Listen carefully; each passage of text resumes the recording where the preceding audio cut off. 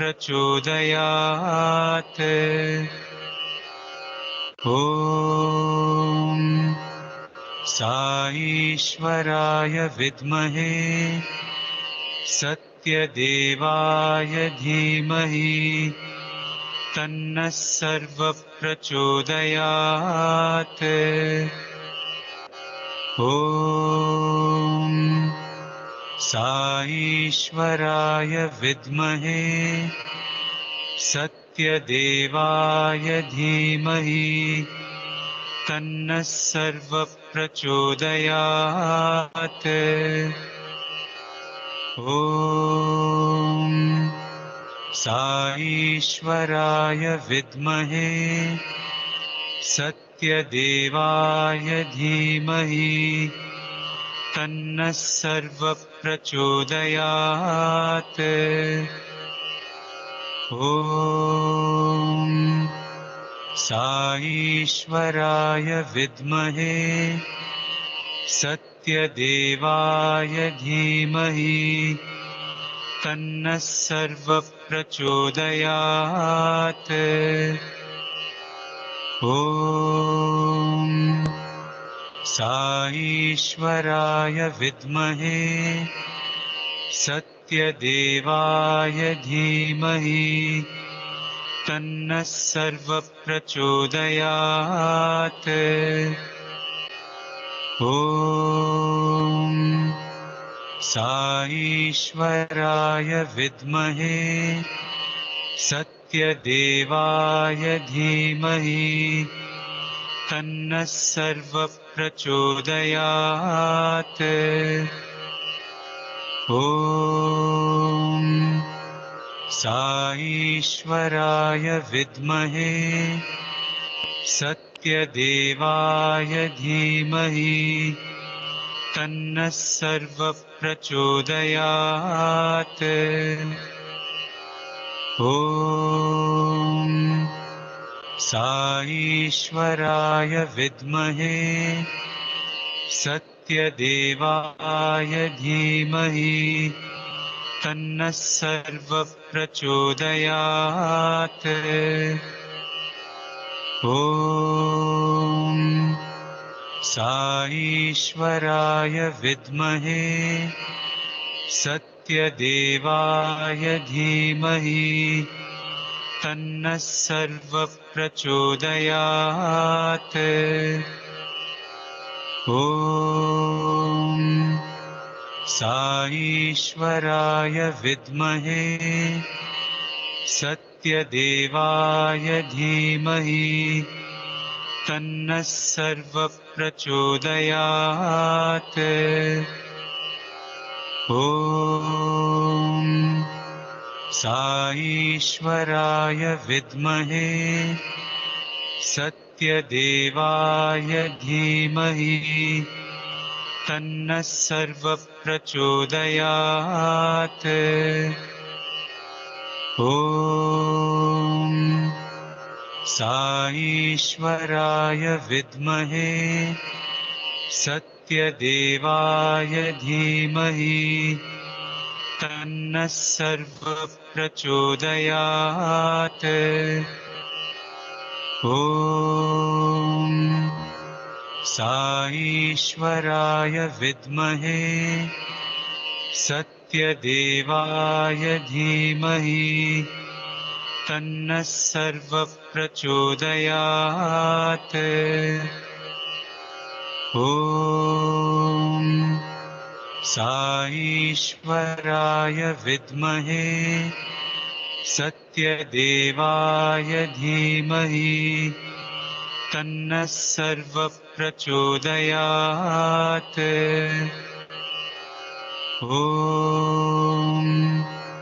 साईश्वराय विद्महे सत्यदेवाय धीमहि तन्नः सर्वप्रचोदयात्। ॐ साईश्वराय विद्महे सत्यदेवाय धीमहि तन्नः सर्वप्रचोदयात्। ॐ साईश्वराय विद्महे सत्यदेवाय धीमहि तन्नः सर्वप्रचोदयात्। ॐ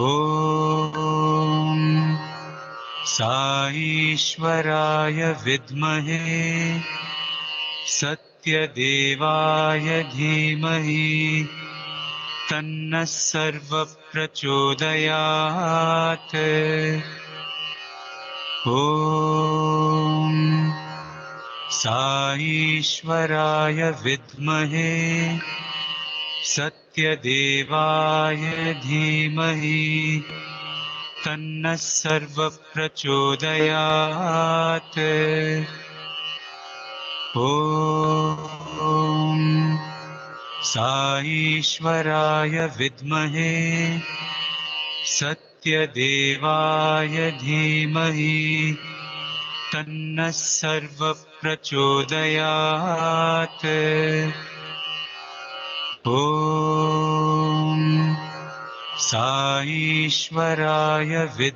साईश्वराय विद्महे सत्यदेवाय धीमहि तन्नः सर्वप्रचोदयात्।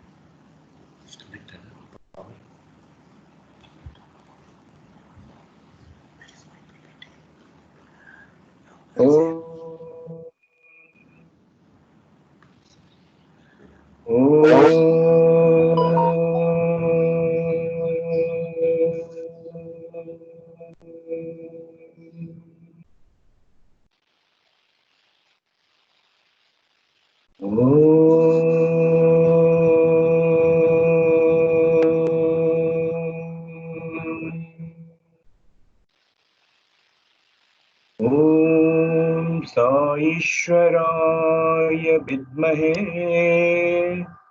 सत्यदेवाय धीमहि तन्नः सर्वप्रचोदयात्।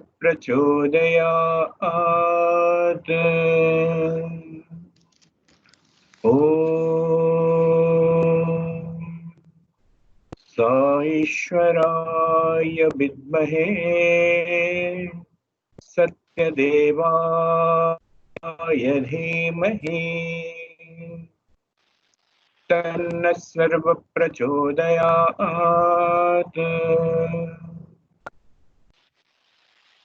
ॐ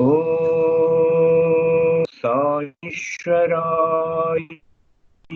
विद्महे सत्यदेवाय धीमहि तन्नः सर्वप्रचोदयात्। ॐ शान्ति शान्ति शान्तिः। ओम श्री साईराम। आम समस्त परम प्रेम महाप्रभुंकर पादपद्मरे कोटि कोटि प्रणाम। आज सत्य साई ग्रीष्म शिक्षा शिविर रे योगदान करिथिबा समस्त गुरु गुरुमा एवं गुरुजन माननको हार्दिक अभिनंदन एवं सप्रेम साईराम। महाप्रभुंकर मुख निसृत वाणी उपरे आधारित एही सत्संग आपण समस्तंक पई नूतन दिग्दर्शन आनीदेव एथिरे तिळे मात्र संदेह नहीं। आम समस्तंकु एही अभूतपूर्व सुजोग प्रदान करी कल्याण करिथिबा एवं आम समस्तंकर महाप्रभुंकर पादपद्मरे कृतज्ञता पूर्ण सहृदय श्रद्धांजलि अर्पण करिबा एवं भगवान को ଆଜିର ଦିବ୍ୟ ସମ୍ଭାଷଣ ପାଇଁ ପ୍ରାର୍ଥନା କରେ। Sai Ram.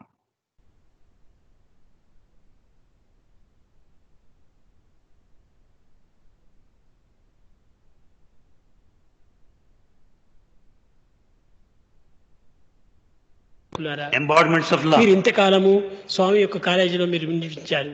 You have spent all the time in ఎక్కడైనా Swami's సరే మీరు college. పోయి చెప్పండి, ఒక్క నయా పైసా మీకు ఏమైనా ఖర్చు అయిందా? Have you spent single naya paisa? లేదు. No. మీకు ఎక్కడైనా ఖర్చు అవుతుందో ఏమో అని నేను చాలా బాధపడుతుంటాను. Bhagavan feels so bad if you are to spend money. మీరు అందరూ ఇంతకాలము ఈ హాస్టల్లో పెరిగినటువంటి వాడు. You all have stayed in our మీరందరూ తిరిగి hostels. మీ స్వస్థానానికి వెళ్ళి You go to your native place, తల్లిదండ్రులు సేవించుకొని serve your parents, ఉద్యోగాలు కూడా చేసుకొని get jobs. మధ్య మధ్య వచ్చిపోతుండండి. You also visit this place in ఎందుకంటే ఈ between. నేర్చుకున్నటువంటివన్నీ కూడా నువ్వు కొంతవరకు మర్చిపోతారు.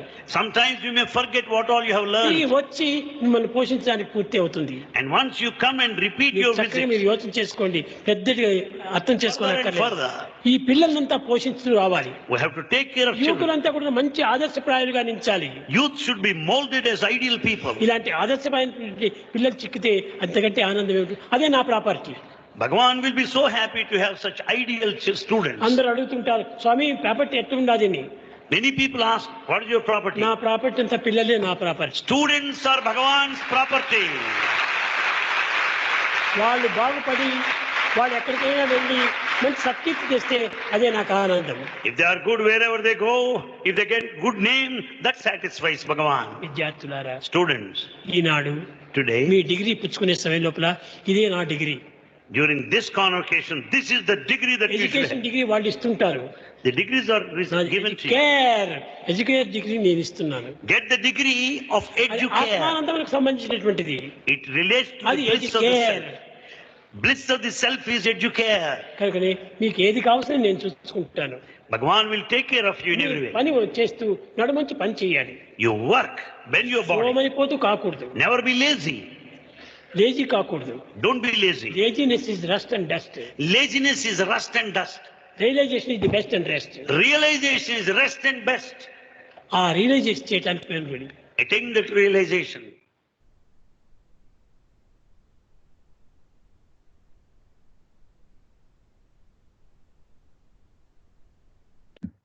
Sairam.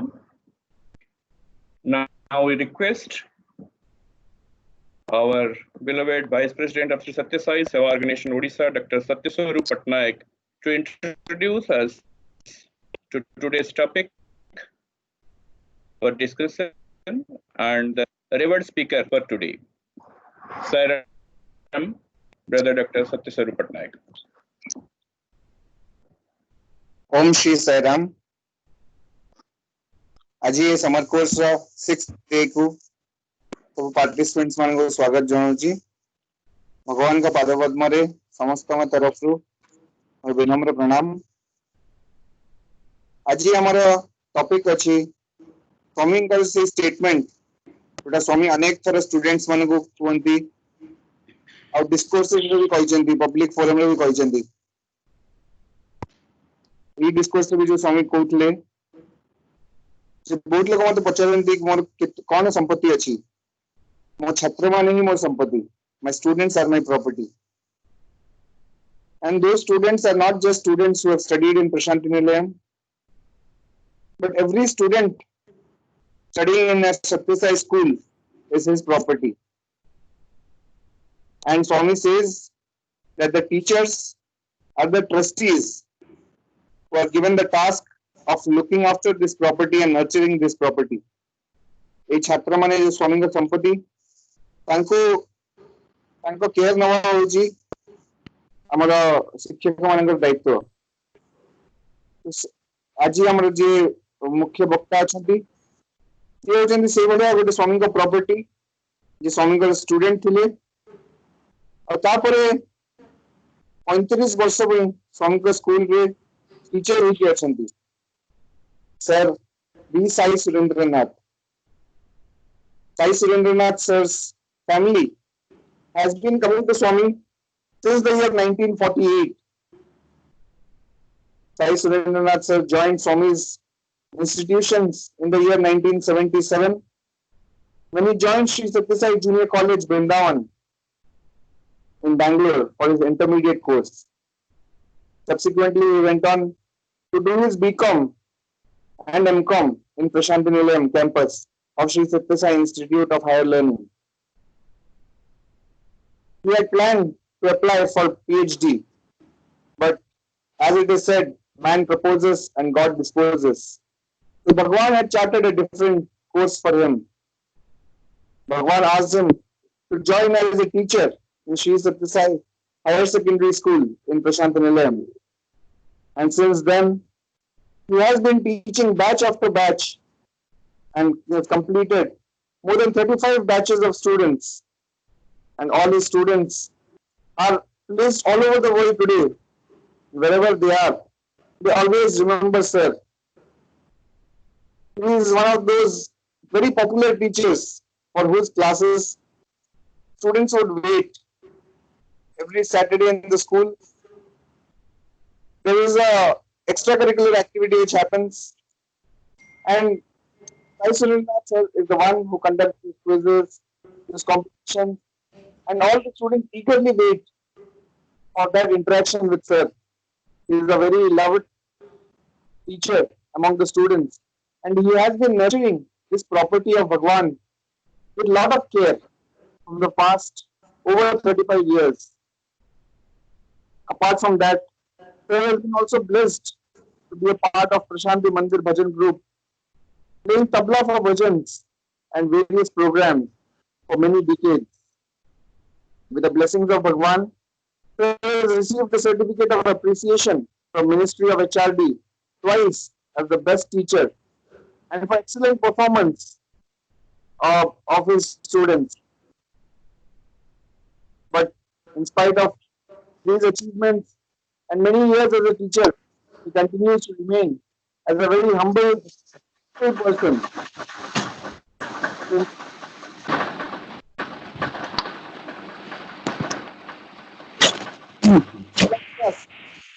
On his experiences as a student, as a teacher, and his views, his ringside view of Bhagwan's love for all his students. Over to Sai Surendranath sir. Sai Ram.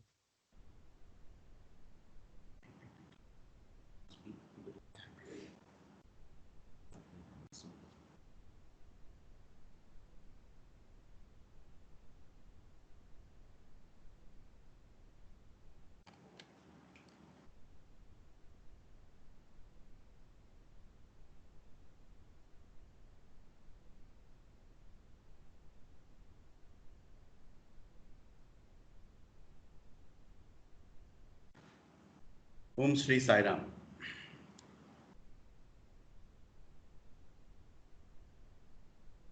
I offer my humble pranams at the lotus feet of our most loving Guru, who is a source of inspiration and knowledge always in my life.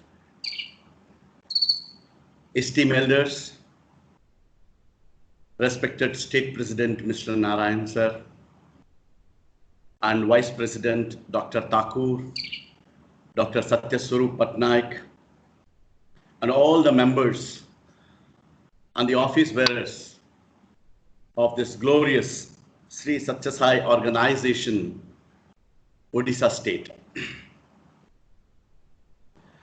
And the most dynamic technical team, Mr. Chinmay, Mr. Siddharth, and my loving student, Devodatta.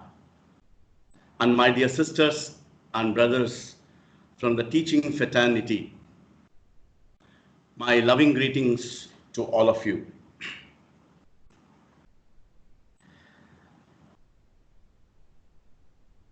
I deem this as a great privilege to be with you all this morning. Usually, every morning, some of us, we go for a brisk walking. But the members of our organization, Odisha State, decided, stay home, stay safe. Instead of body, let your mind do the walking. And I believe that is what is happening past few days. with all the participants. I really appreciate the members of Sai organization, Odisha State, for this wonderful venture. And most importantly, all the participants, those who are dedicated and enthusiastic to be part of this session this morning. Kudos to all of you and my loving greetings to all of you. Teaching is a wonderful and a noble profession. And I'm sure some of you are much more experienced and having more knowledge than me in this field. But teaching is a job where we share knowledge.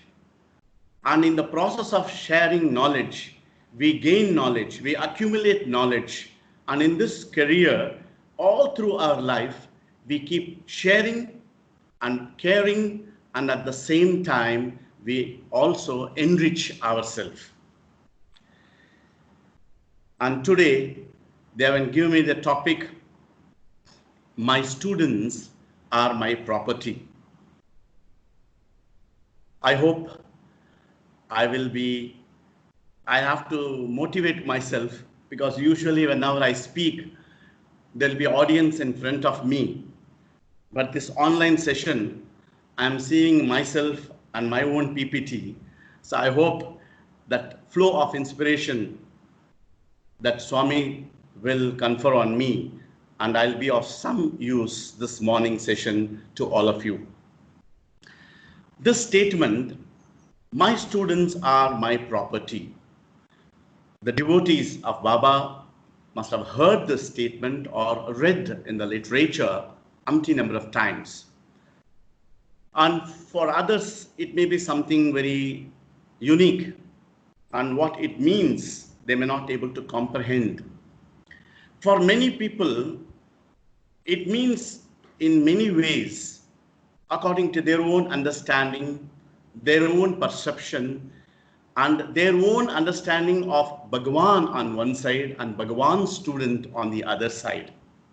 But for me, I am blessed by this beloved Guru and God and guide to make me his student in his esteemed institution. And after completing my course, Swami gave me the opportunity to teach his other students. So I want to share this morning with you all my perception, my experience, my understanding of this wonderful statement, my students are my property. I think everybody will understand the word property.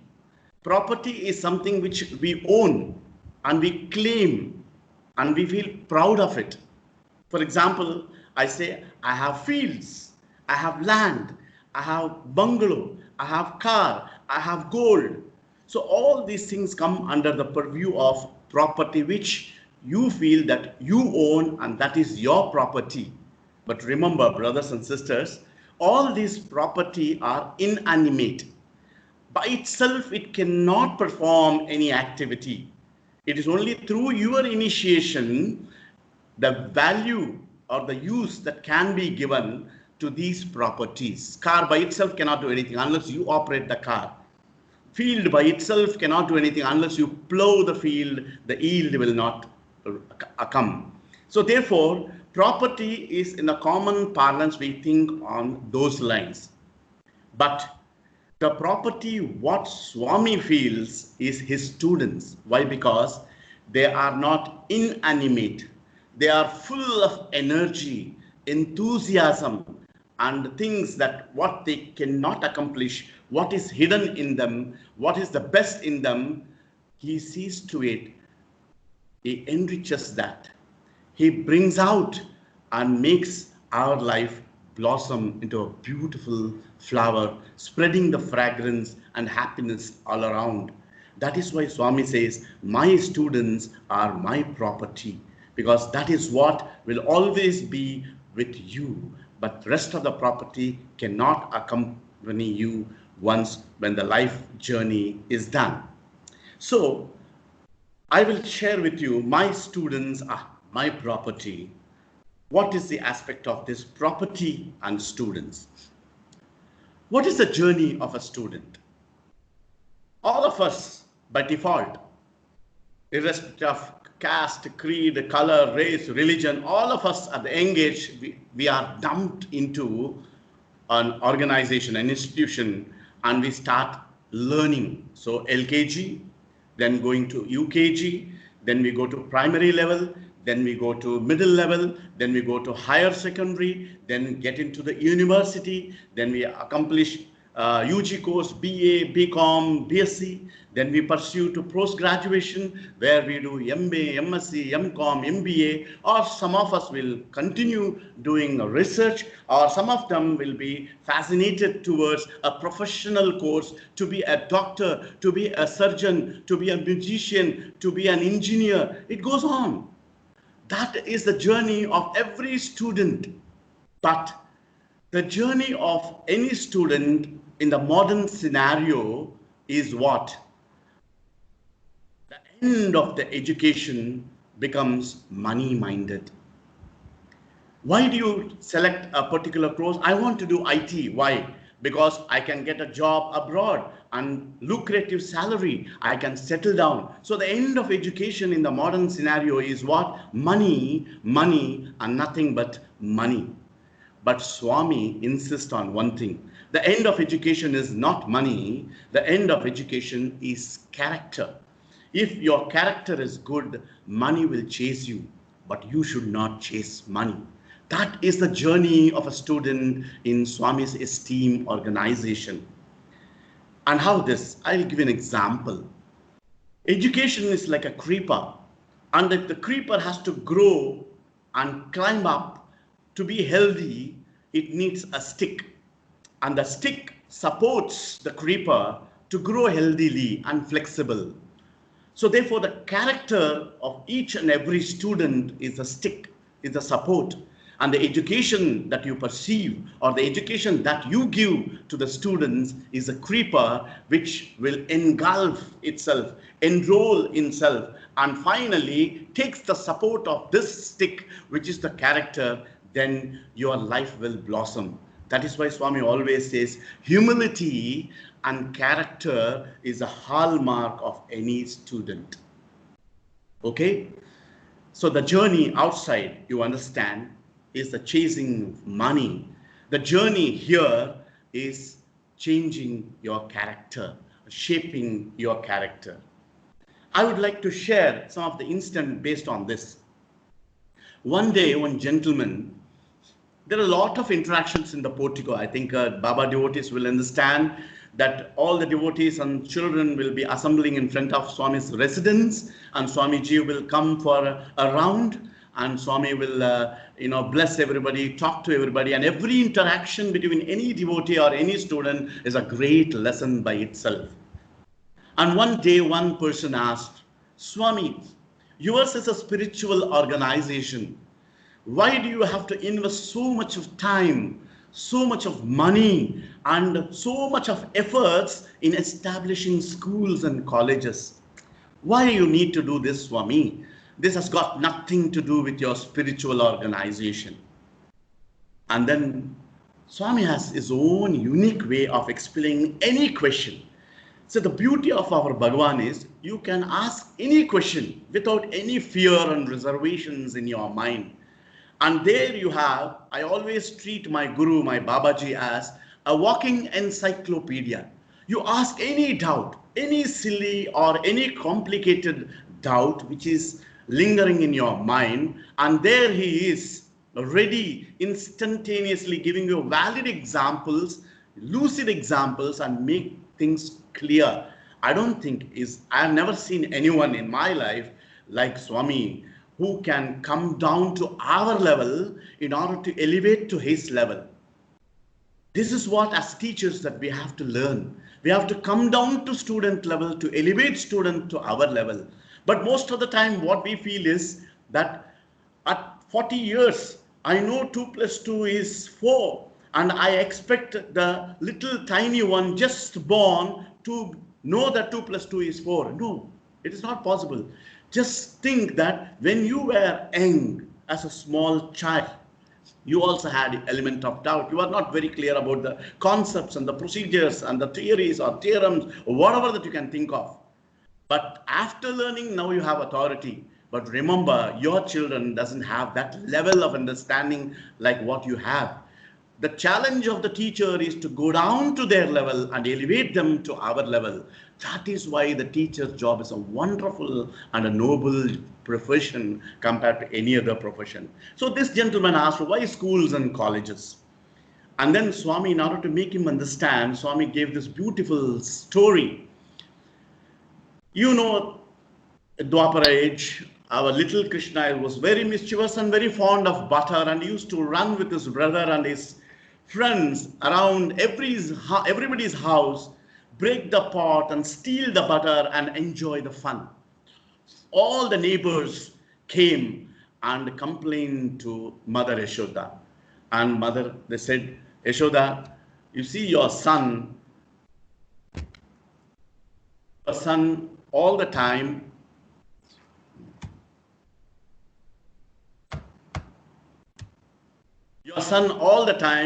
comes and disturbs, and he breaks the pot, steals the butter. He's a big nuisance for us. Why don't you control him? Why don't you tell him?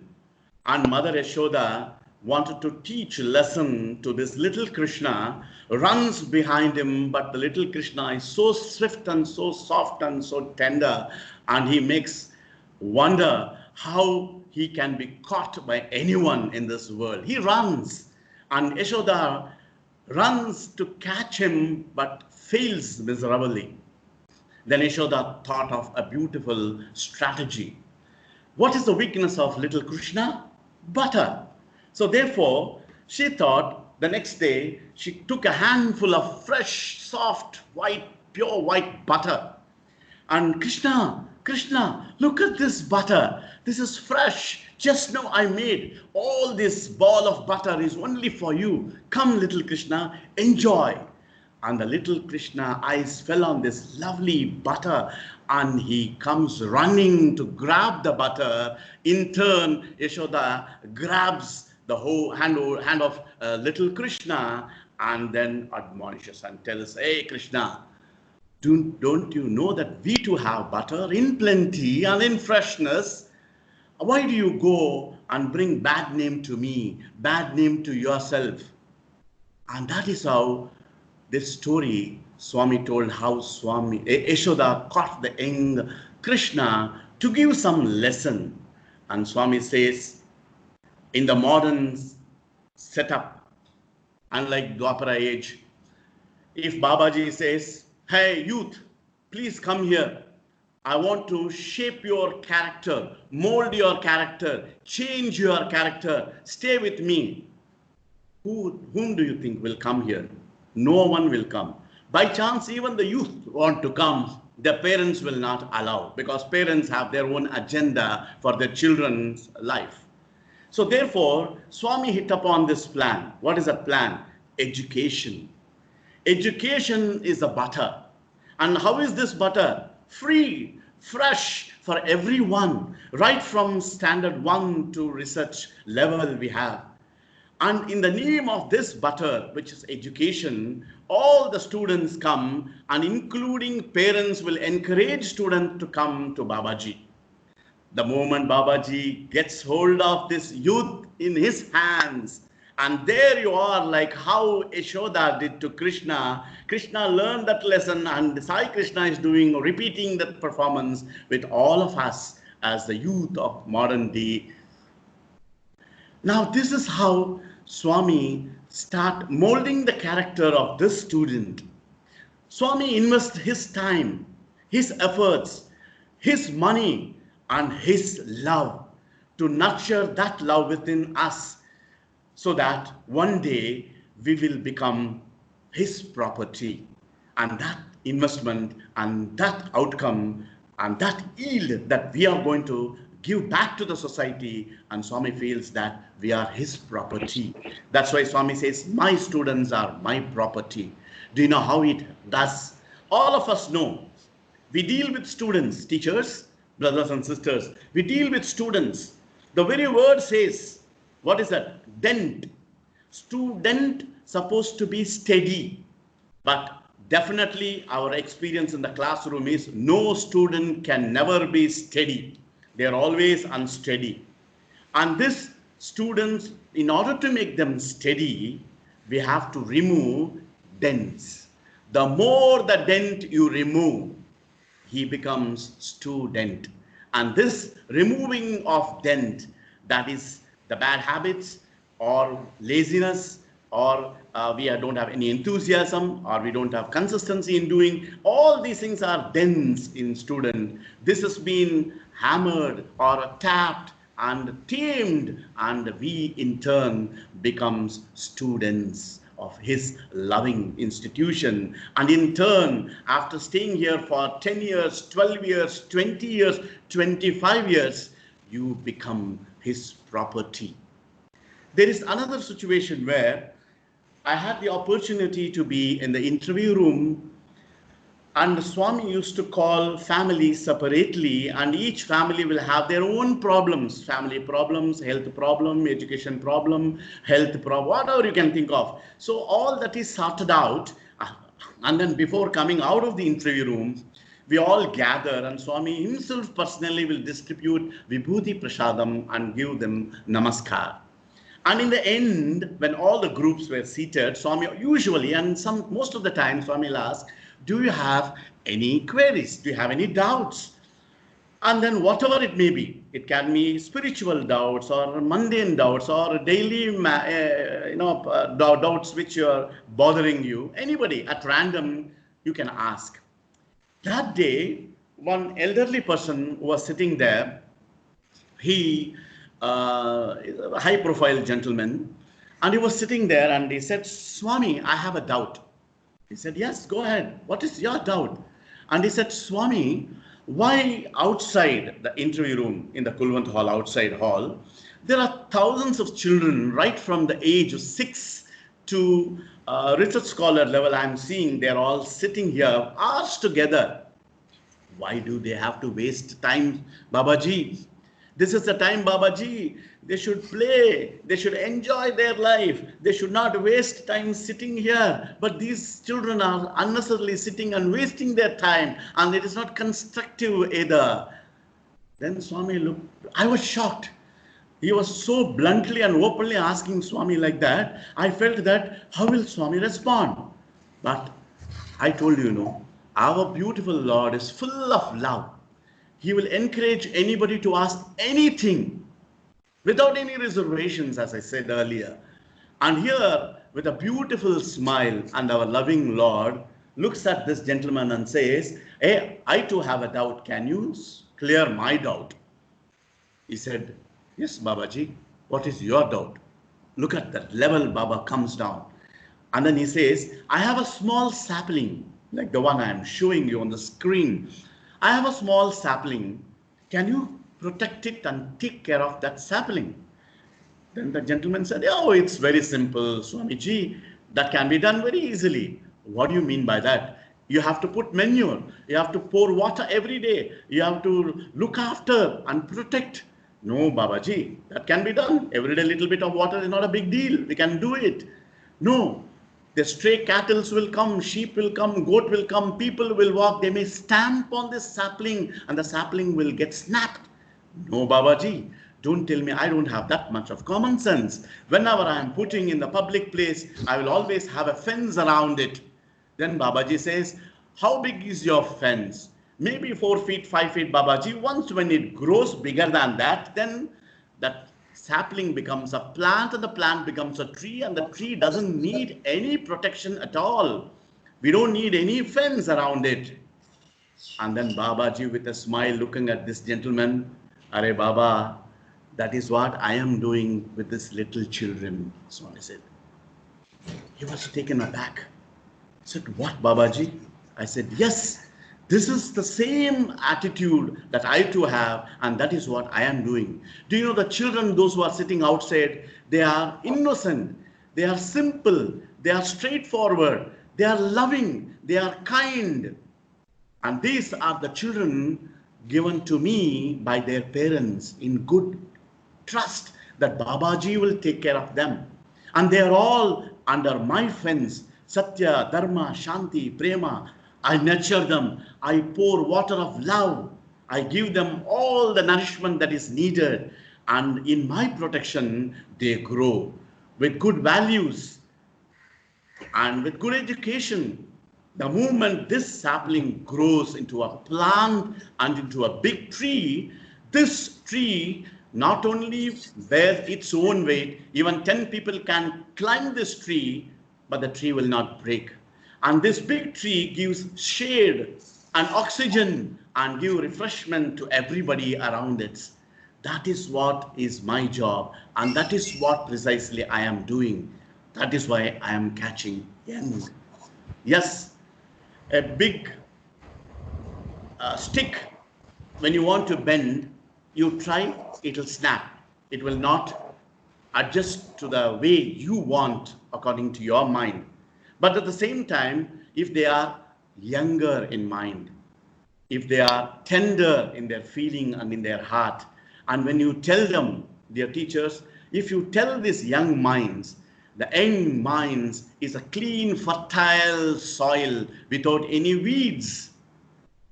It is fresh. All that you need to do is sow the seed of love, sow the seed of goodness in them. And this goodness is not from outside.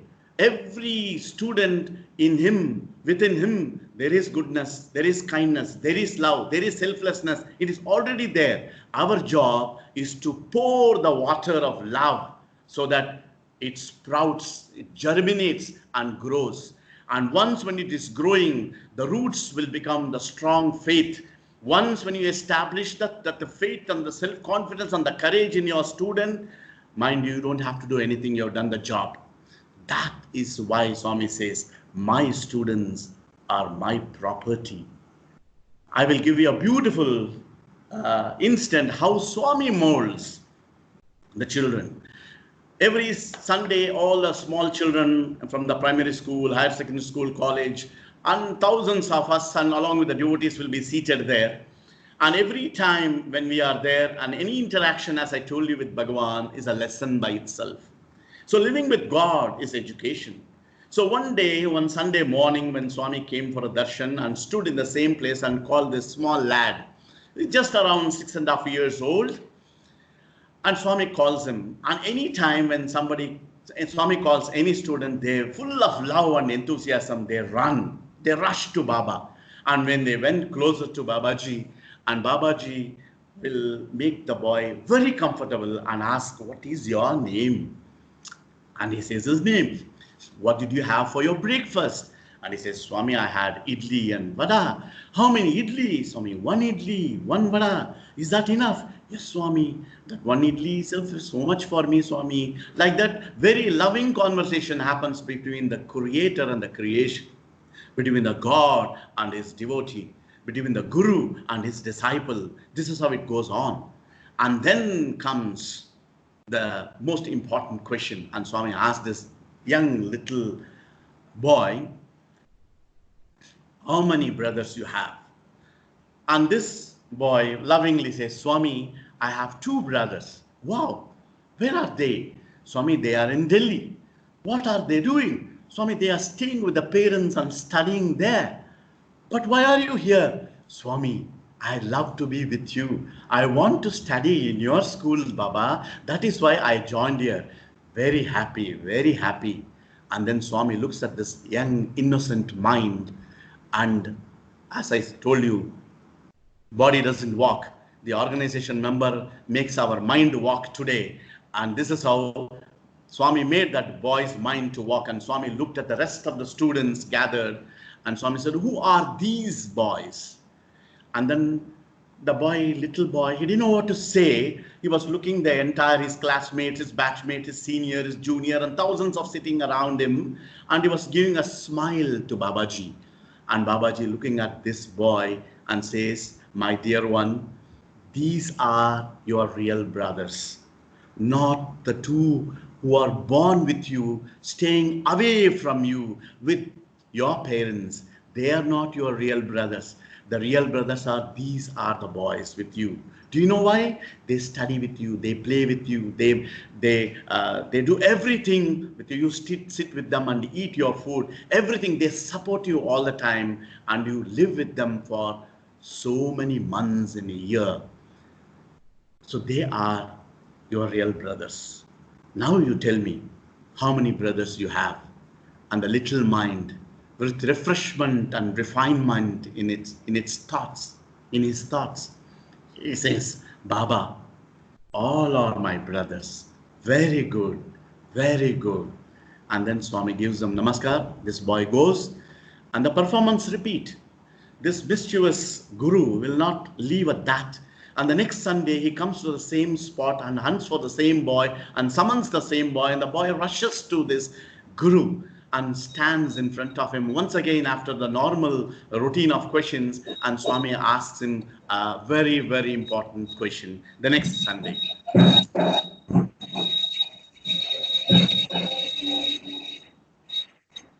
On that Sunday, Swami looks at this boy and Swami asks, how many wives you have?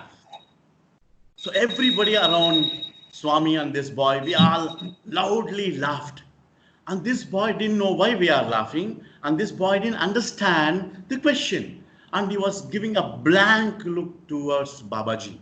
Again, Baba looked at him and said, how many wives you have? And this boy didn't know what to say. And immediately he thought of the previous Sunday's episode, and he thought better to repeat the performance. And he said, Baba, all are my wives. And all of us laughed loudly. And Swami turned towards us and he said, your mind is polluted mind, disturbed mind, negative thoughts. But whereas this boy is innocent mind, because he doesn't know the meaning of wife. Wife means what? He doesn't know. And he says, all are my wives. So your mind is polluted.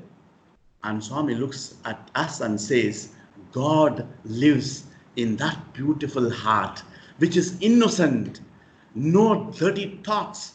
And that is a place I stay. And that is a seat I want. That is why we always use this statement, child is equal to God. Why? Because their mind is pure, their thoughts are pure, their actions are pure. But when they grow, that pureness reduces, it becomes impure because of environment, association, friends and families and circle. All that external disturbance brings change inside within us. So that is a lesson that Sunday for all of us. And the third Sunday, again he comes. Again, this boy was summoned, and this boy was little reserved whether to go or not. But still Swami insisted, come. And the rest of the friends said, Baba is calling, go man. And then he comes running towards Swami. And again, Swami knows that this boy is little tensed, again cracking joke and asking what he had that morning and all that. And then Swami bounces another question. How many friends you have? And the little one didn't know what to say. He remembered the first Sunday. He remembered the previous Sunday, and when he said, all are my wife, we don't know why everybody laughed. And he didn't know what to say. Then he thought, okay, performance repeat. And he said, Swamiji, all are my friends. Swami said, wrong answer. No, Swami, you only told me all are my brothers. So therefore, they are all my friends also, Swami. No, beta, no. Wrong answer. You have only one friend. Do you know who is that friend? Who, Swami? God is your true friend, and God is your only friend. All these people are not friends. They are like frog in a pond. When water is there, all the frogs will come. When the pond goes dry, all the frogs will run away. Like this, All these boys are staying with you as friends for some years. After some time, each one will go in different corners of the world and they will settle down and they will never stay with you permanently. But God, on the other hand, even before you are born, He was with you. And now He is with you. And even later, He'll be always with you. The true friend is God, and God alone is your friend.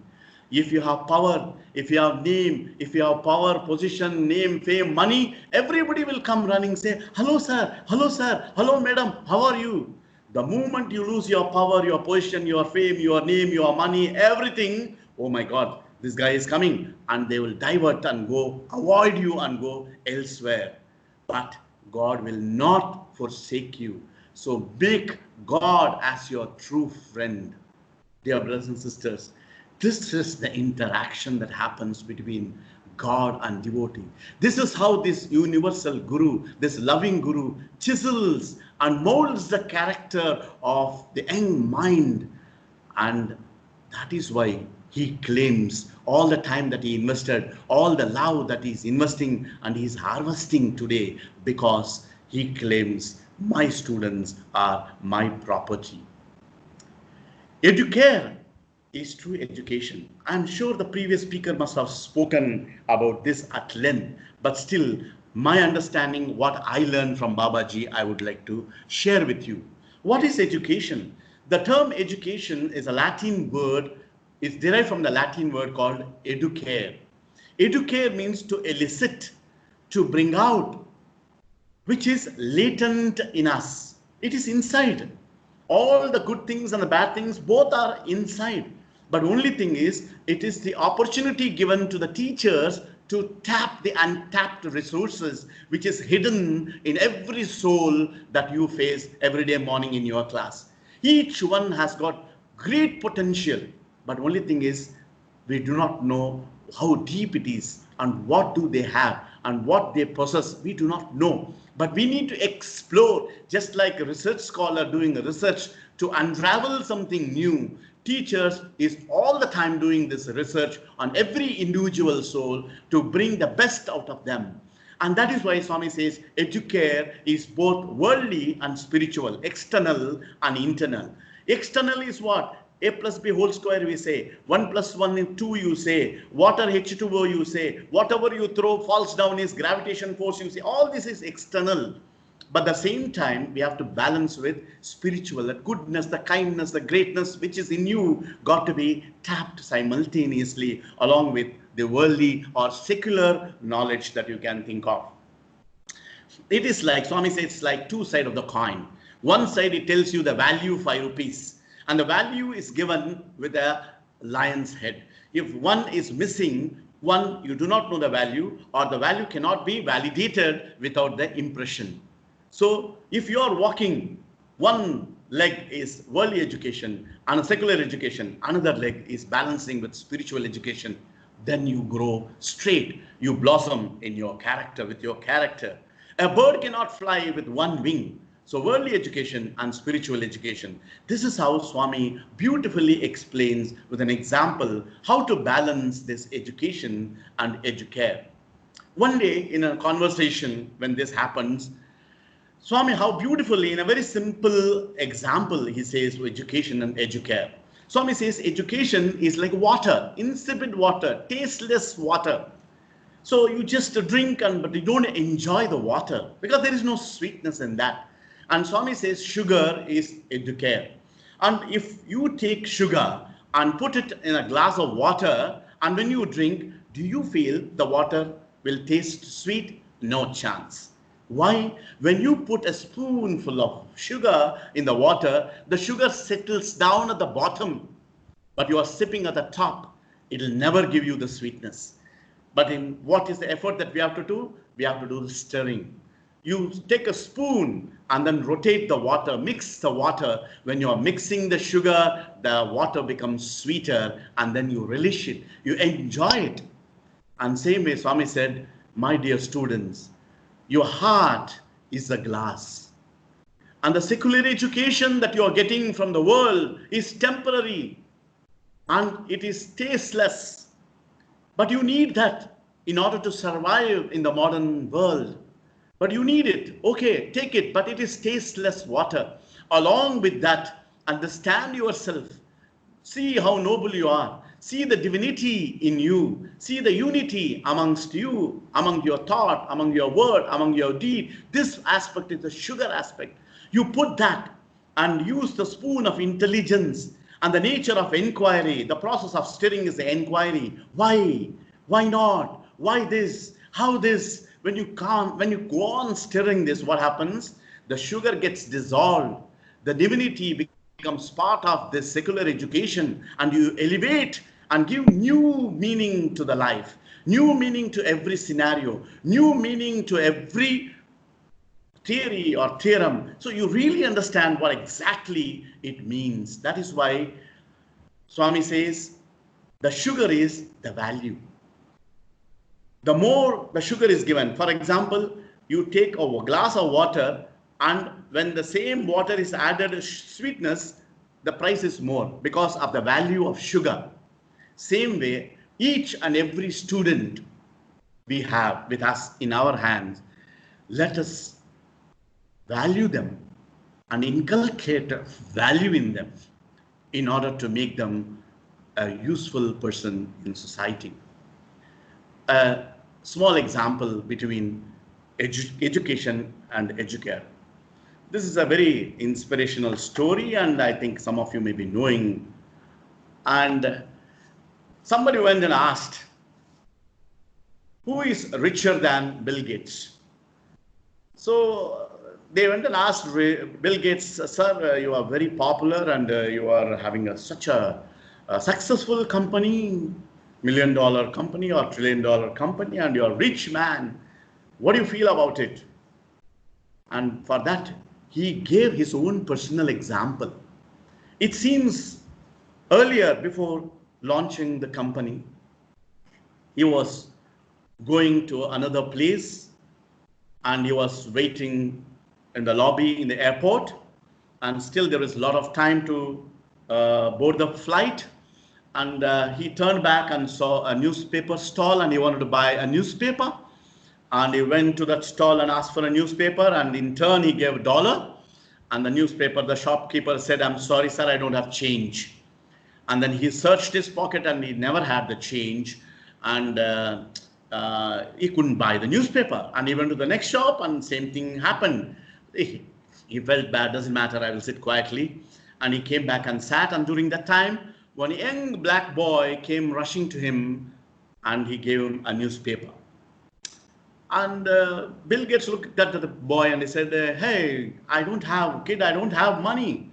I don't have change to give. That's why I could not buy the paper. And the little boy said, no worries, sir. You can have this. This is an extra paper. I'm going home today. My job is done. And there's an extra paper. You can have it with you. And he gave that paper and vanished.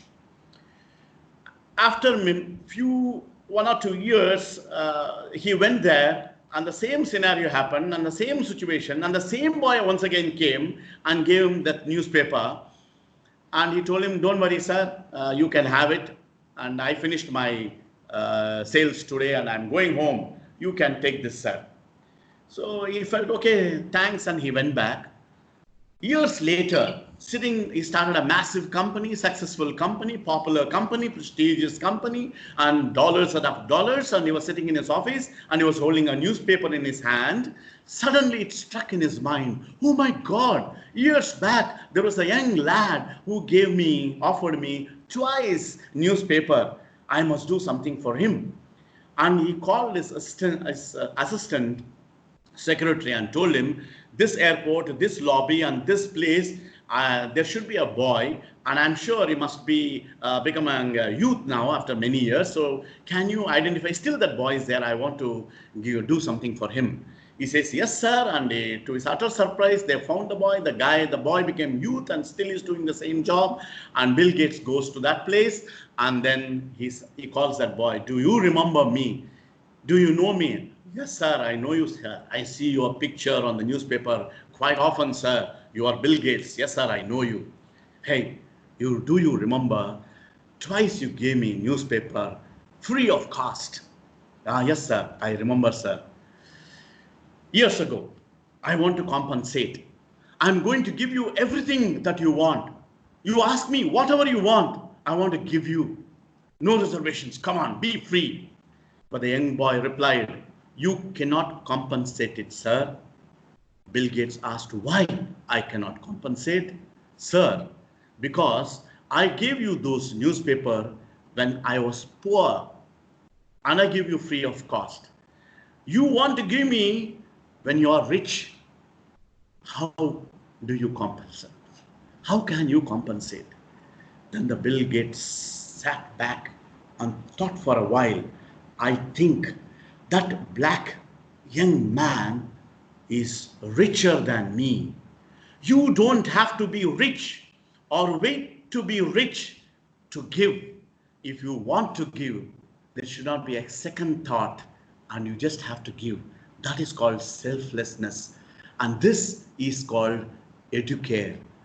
That is the mad race happens between the education and EDUCARE.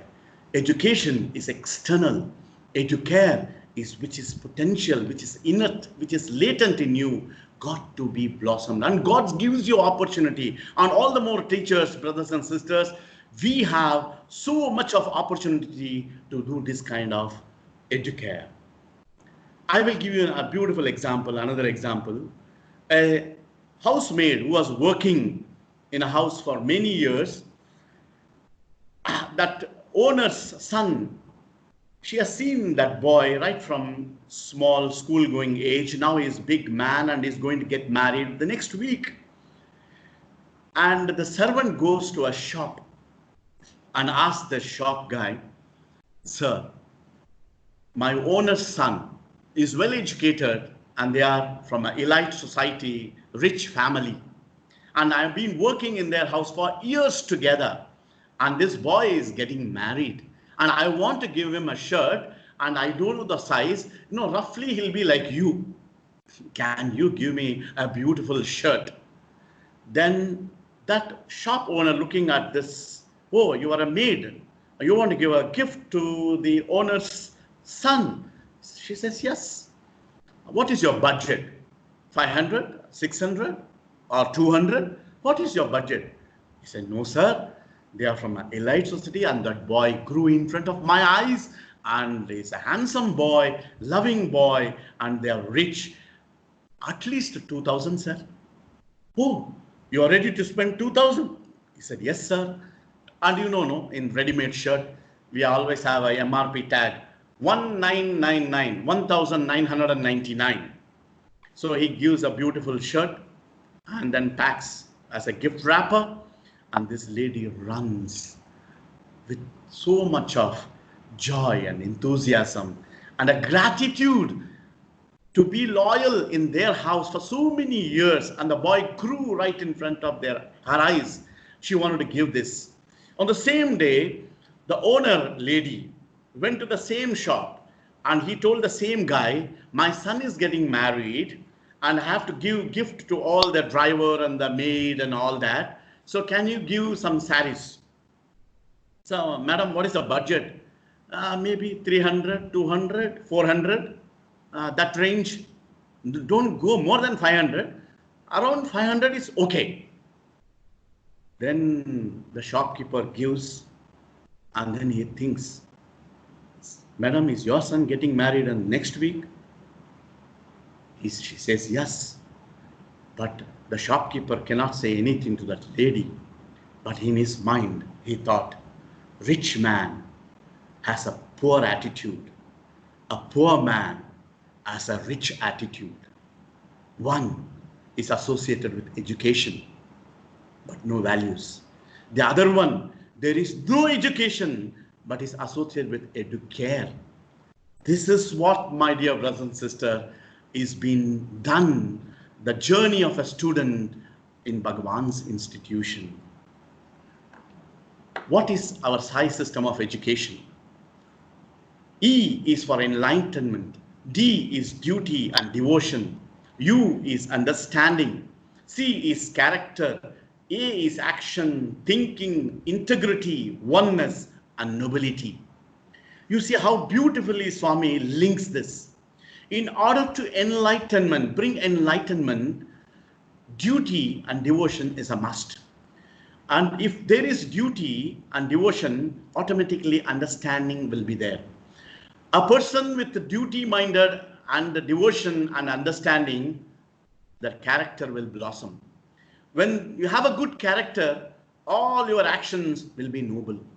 And if your actions are good, your thinking process is based on the action. Your thinking also will be very good. Your action will be very good. And there is integrity. Everything that you feel, that you see, that you perceive, that you understand, you bring synthesis to it, and goodness and greatness, and becomes oneness. And with all these things in the process of your evolution and coming up, you become noble, and nobility blossoms in you. And this is why Swami says, my students are my property, because they are noble and they are enlightened. So this is the greatest opportunity for all the students to be here and to be part. That is why everybody cannot get seat in Swami's. I see Swami gave me the opportunity not only as a teacher, but Swami told me that I should be in the interview board selection committee. And I've been here for 35 years. I've been part of this selection committee. And most of the time, I felt that we as a team, panel of a group of people that we are selecting, and ultimately Swami only proved you are only nimitta matram. You are only an instrument. Who should join this institution is being decided by Bhagavan and Bhagavan alone. That's why sometimes I feel this boy will get the opportunity to study in our institution. He will never turn up. Sometimes I doubt that guy will stay here and he'll be the first person to standing in front of the gate to join our institution. So therefore, we are only an instrument. And God uses us as an instrument in order to enrich His property. And Swami says, purpose of education is what? Transformation, and not just information. We give stories, my dear teachers. We give stories. Along with the stories, the essence of the story, you must highlight so that that story, that clue, that important thing should or must bring transformation in the mind and in the heart of that student. So don't dump information. See that the information that you give brings transformation in our students. Education, the purpose is construction and not instructions. Generally, we do a lot of instruction. Lab also we give instructions. Classroom we give instructions. Everywhere we do instructions.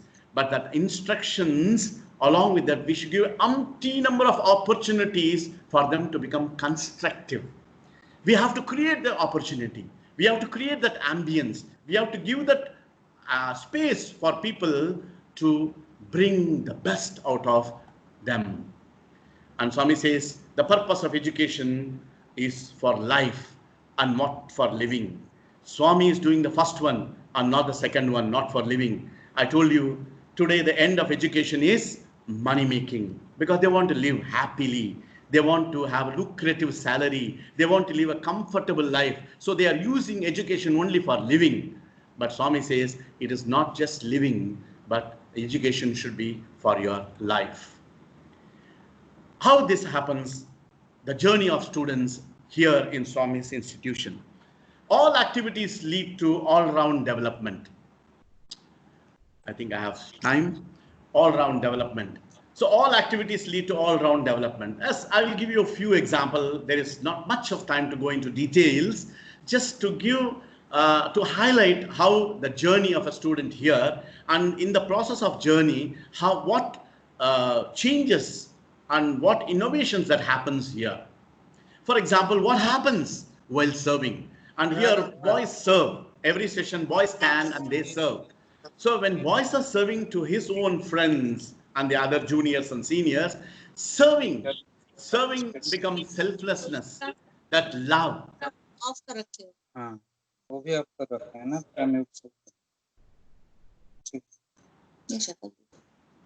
Serving leads to love. You understand each other and you care and you share. So these are the things. You are not serving what is from your pocket. There is an opportunity somebody already made for you, and he gives the opportunity that you serve. That is what it happens during Grama Seva time. Swami sends everybody to Grama Seva and do feeding the poor and giving them clothes. And it's a rich experience for all our students. One day, one student asked me, sir, once in a year, if you go and give to these people that laddu and that food packet and one sari and one dhoti, will that suffice for the rest of the year? And I told him, my dear student, there is a bigger agenda than you are serving laddu and fuddu to people. It is not that the village people are waiting for your laddu, waiting for your sari and your dhoti which you are going to give. That is not the agenda of Swami. And as you said, that they cannot survive the entire year with one food packet and one laddu. The change, the transformation Swami wants in you. What is that? Have you given any time to anyone a piece of bread? A 5 rupee note? It's a no, sir. Yes. This is the opportunity which our Bhagavan Baba creates. He spends money from his pocket and puts you as an in charge or an instrument, and he wants you to go to each and everybody's house and distribute. And when you are distributing every day to 300 to 500 houses, and like that when you are doing year after year and day after day, do you know the nature of selflessness, the act of giving in you becomes natural. And when you go home for your vacation, and when you are sitting on the bike and there is a signal where red light and you cannot move, and that is a time an old man or an old woman or a beggar or a small boy or a girl standing next to you, sir, please sir, I have not had food, sir, you give me something, sir. Instantaneously, without even a second thought, you hunt for the money which is in your pocket. And even if you don't have change, if it is a 10 rupees or 20 rupees, spontaneously you remove it and you give and see the happiness on that face. What brought this transformation? Practice makes man perfect. You see the colossal investment. Swami spends lakhs of rupees in order to bring that change in the attitude of your mind. Your heart should be selfless. This is what is the transformation. This is what happens while serving others. But whereas we serve only limited, my wife, my husband, my children, my friend circle. But the students of Swami's property is selfless. Like how Swami, they reflect Swami's love to the entire world. While playing and while studying, what happens? While playing, cooperation, understanding, togetherness, team spirit. While studying, I know some of the students in other organization, he will only study alone. Do you know why? Competition. I want to be first. I don't want you to get more marks, and he'll study alone and go and ask anything. He will not help you. But whereas in our organization, Swami has taught our children, if you teach the other boy, you understand the subject very well. And you become the authority in that. When will you teach others? Only when you have understand, only when you understood this topic, you can teach others. So therefore, you don't have to even sit and mug. By explaining to your friends, you are helping another hand and helping yourself. This is what happens. This is how small things, my dear brothers and sisters in the teaching fraternity. You have to go out of your box, like how Babaji thinks. And if we can think, you can bring amazing change and the love among the children community. But the reality of life is what, my dear brothers and sisters? There is a monkey, and in front of the monkey, you keep bundles of currency and you keep a bunch of bananas. Where will the monkey look? The monkey will look at the bananas. The monkey will rush towards the banana to enjoy that banana. But monkey will not look at the money. Why? Because the reality of life is monkey doesn't have knowledge that money can buy many bunches of bananas. Monkeys cannot understand that. Monkeys doesn't know that. If only monkey knows that, Array, I have only 4 or 5 bananas here, but I have currency bundles. I can buy bunches and bunches. I can buy a banana plantation itself. So that kind of logic and understanding monkeys don't have. That is the reality of life. And the same reality of life happens to us. On one side, you keep money. On other side, you keep health. All of us run for money, not for health.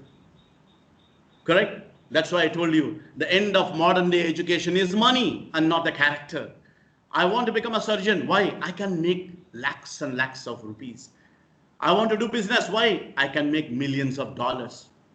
So everywhere, the end of education is focal point is only money. We struggle hard to make money.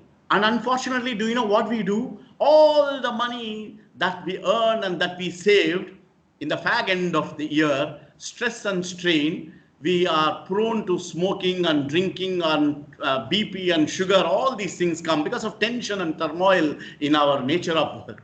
All the money which you earned, we happily donate to Apollo Hospital or any other super special hospital. For that purpose, you are working. Is it right? But if you focus on health, health is wealth. My dear example, nature always teaches us. And the present scenario, if you see, the beautiful example is COVID-19. Are you able to go outside to make money? Businessman is able to open the shutter to make money? No. What is he focusing? Not money. He's focusing on health. You go and ask him, hello, why can't you open the shutter and sell the product and make profits? Hey, my dear, if I go for money, my health will be lost. If my health is lost, everything is lost. But if I close the shutter, if I protect my health, after 2 months, I can make my wealth. That is why health is wealth. And COVID teaches us a beautiful lesson in modern day scenario. You agree with me? The balancing of life. The journey of a student here is a balancing of life. Outside, we teach modern life, modern secular education. But whereas the students studying in our organization, along with the modern life, secular education, there is a butter-coated spiritual knowledge also is available here. When the mind and the heart is balancing, then your life is stable. And your life, you can focus and you can live happily. Can you see the spelling of the mind? M-I-N-D. And the most important is I. If you remove that I from the words spelling M-I-N-D, what remains is M-N-D. That is man and divinity. Man becomes divinity, provided if you remove that I. If you don't remove that I, then you become slave to your mind. And whatever the mind says, you become victim of your mind. Why? Because the I plays a very important role. So that's why Swami says, shed your ego, remove your ego. The I element in you, if you remove, man becomes God. Man becomes a divinity. That is why focus not on the mind. Don't focus I. If you focus your mind, your life is doomed. A very hilarious example I would like to say. One day in the forest, when an elephant was grazing, suddenly it noticed a wild buffalo was running madly. Then the elephant looked at the buffalo and said, "Hey, buffalo, why are you running? What's the matter with you?" With scary face and tension, the buffalo looks at the elephant. "Oh, I want to save my soul." I said, "What's happening? Tell me." "You see behind, a group of people are catching the cows and they are catching and taking to their place." "It's okay. They are only catching cows, but you're a buffalo. Why you have to run?" "Oh, my dear, you don't understand. If these guys caught me also in the group, in order to prove to them that I am a buffalo and not cow, it will take my entire life." Just like our judicial system, in order to prove something, sometimes the lifespan finishes, but still the case is still on the court. It's like that. So therefore, I don't have time to prove to them, so I am running. Then Elephant thought for some time, oh my God, I am seeing the buffalo running. So elephant feels, if I am also caught, if the mighty elephant mind gets contaminated, disturbed, becomes weak, and the elephant also gets scared and said, oh, just like buffalo, if I am also caught, in order to prove that I'm elephant, I'm not cows, it'll take my lifetime. And elephant also started frantically running. This is what happens, dear brothers and sisters. If you follow your mind, you are doomed. But the other hand, Swami says, follow your heart. Do you see the spelling of the heart? H-E-A-R-T, heart. What happens in this spelling? If you segregate H and T, in the middle you have ear, E-A-R here. What is H? H is your heart. What is T?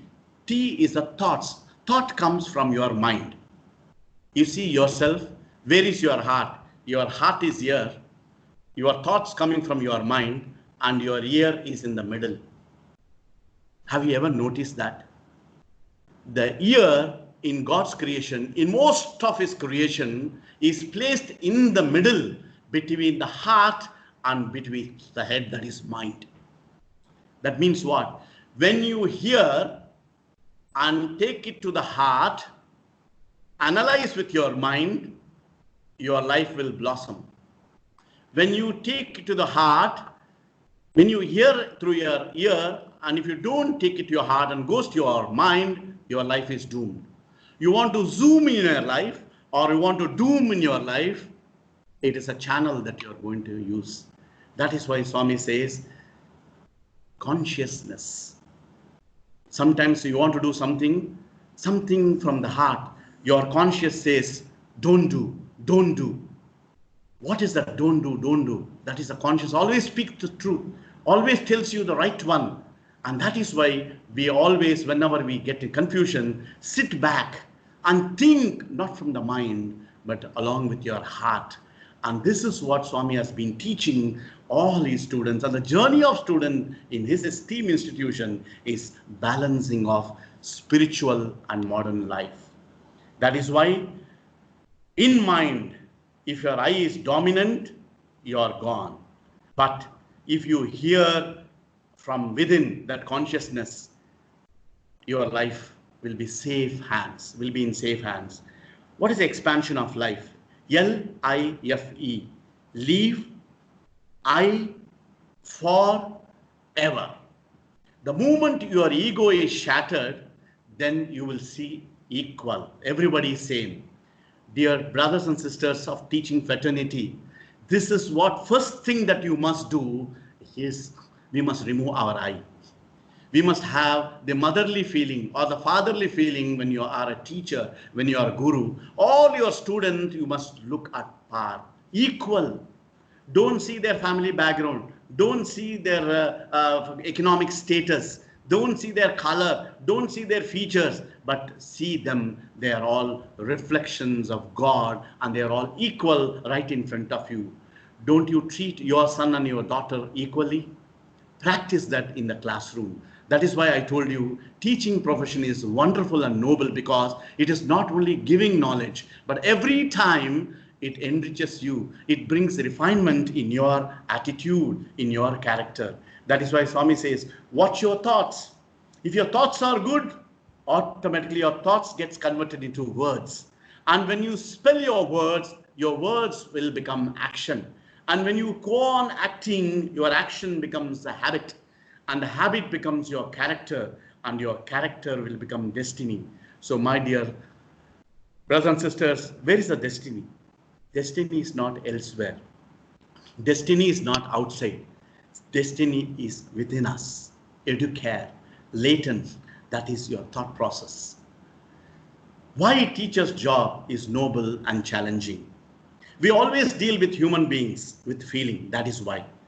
Rest of all other fraternity, if you see, they deal with inanimate stuff, a manufacturing unit or any other thing. But most sensitive job is teacher's job, because we deal with human beings right in front of you with a bundle of feelings, good and bad. rich and poor, and dealing with them who are all in different wavelengths and different levels of understanding, different levels of perception, different family background, different ways of feelings and understanding level. That is why it is challenging. But yet, we'll have to bring synthesis, we'll have to make it uniform, we'll have to elevate everyone to that level, and that is why it's a noble one, and that is why it is a challenging one. I'll give a simple example. One day, one heart surgeon was driving his car, and suddenly the car gave way and he could not start the car, got stuck in the middle of the road. So he calls over the phone his mechanic, and the mechanic comes. He says, "What's the problem, sir?" "I don't know, suddenly car stopped and I had to go back immediately. There is a surgery in another 3 hours. I have to be on time. Please do the needful." And he opens the bonnet, and within 10 minutes he rectified, and then the car engine started and everything is done. And then he is asking, "How much, sir?" "Give me 1,000 rupees. And the surgeon gives him 1,000 rupees and tell him thanks.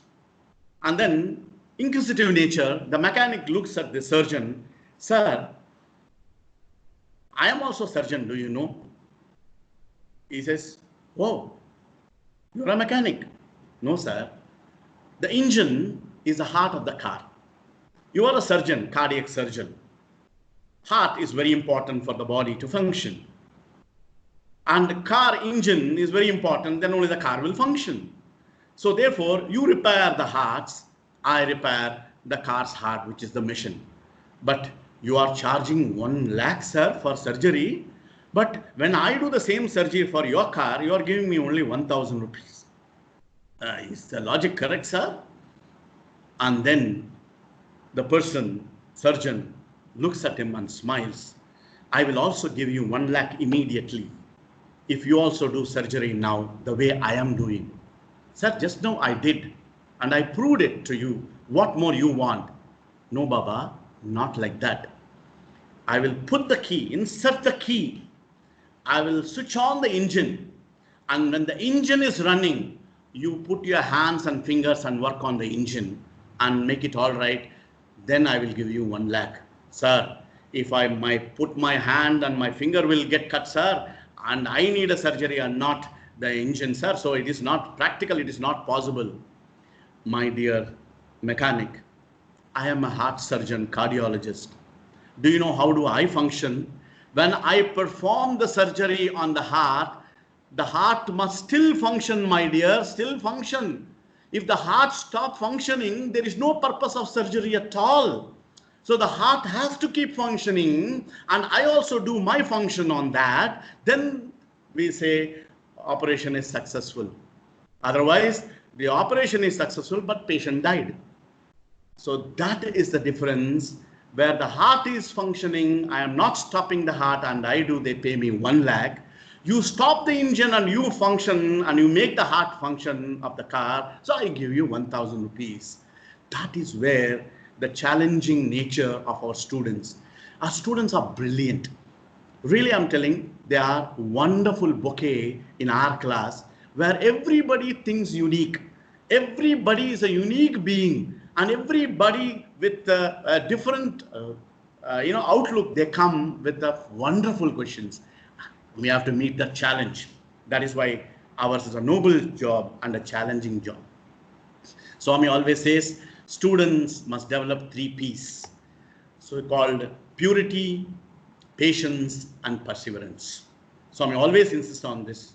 If you're pure, if your thought, word, and deed, if there is purity within, automatically patience will be there. And if you are patient, you will not give up. Perseverance, you will not give up till you achieve your goal. This we have to ensure with our little minds in the classroom to be pure. Basically, they are pure.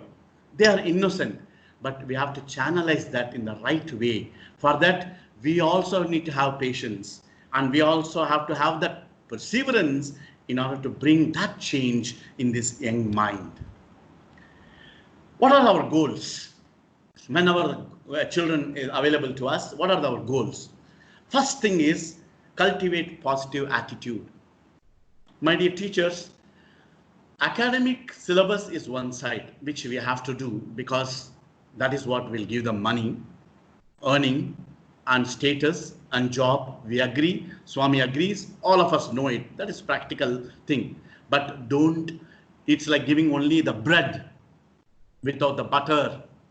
So the butter that you have to apply is the EDUCARE. What is that? Along with this secular education, develop positive attitude.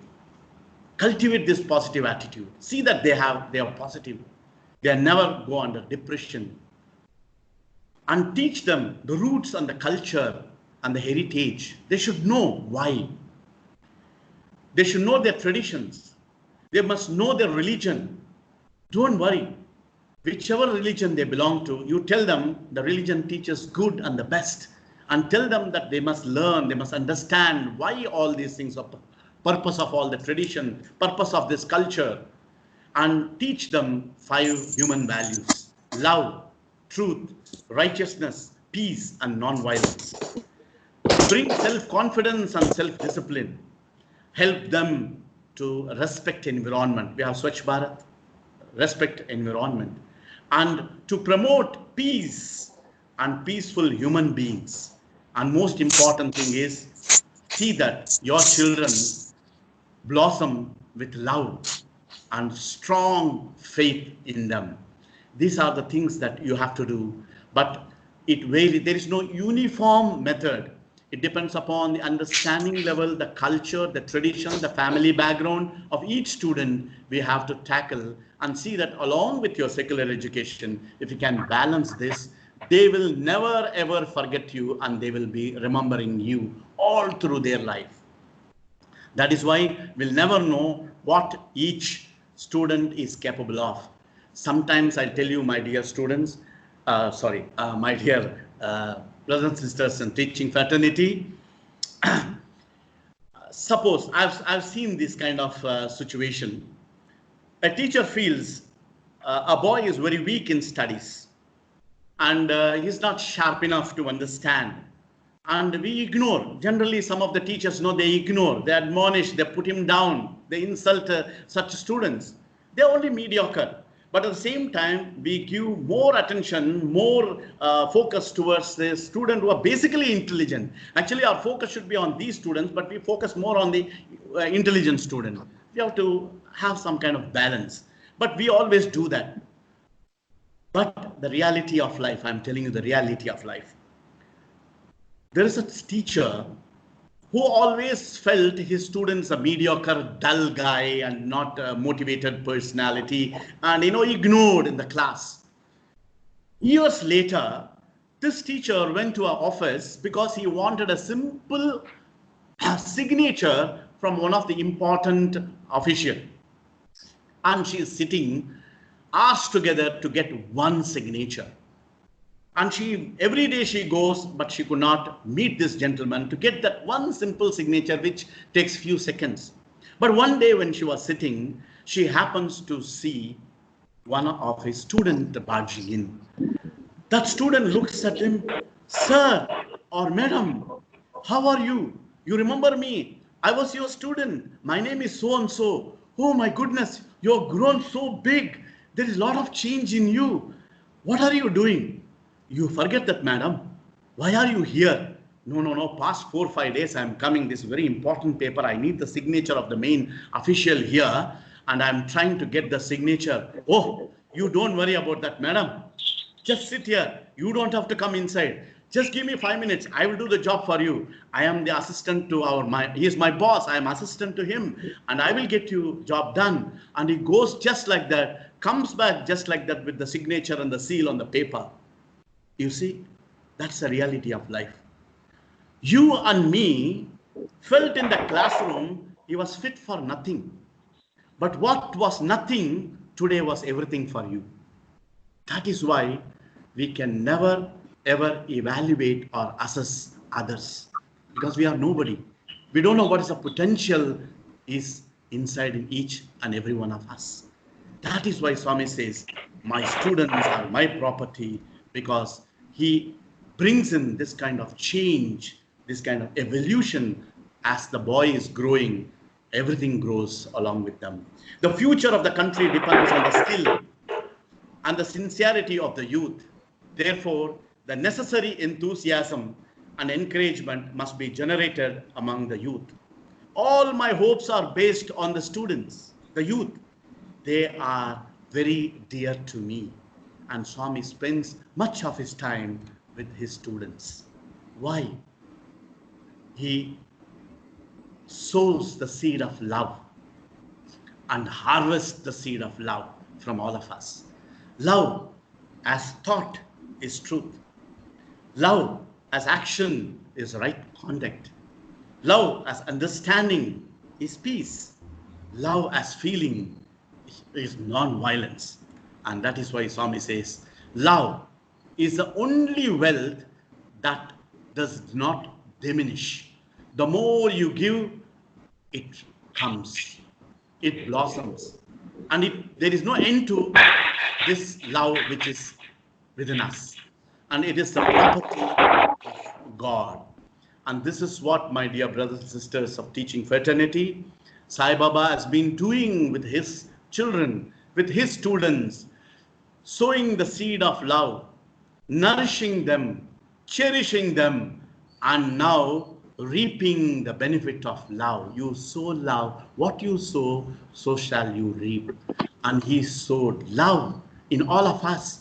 And now we are giving back that love in abundance, in manifold, to entire society and to the family and friend circle. I'll give you another living example for you. You have your vice president of your state, Satya Swarup Patnaik, is a student. And you have your Devo Datta, and you have so many students there. They are all a living example. And these are the people, you love them and they love you. They understand you, you understand them. You rely upon them, you depend upon them. Why? Because this Bhagavan Baba caught them young, sowed the seed of love, and that love is now nurtured, and that love you are all benefiting. That is why Swami says, my students are my property. Before I wind up, I think my allotted time is getting over. Today's takeaway. Why not all of us, my dear brothers and sisters of teaching fraternity, why not we take that same quotation which Swami says, my students are my property, why not we convert that and say, let our students be our property. As I told you earlier, the property after the end of education, that is money, that money helps you buy many properties which are inert, docile, by itself cannot be of any help. When you leave this body, nothing comes with you. But when you nurture and sow the seed of love and faith, and what happens?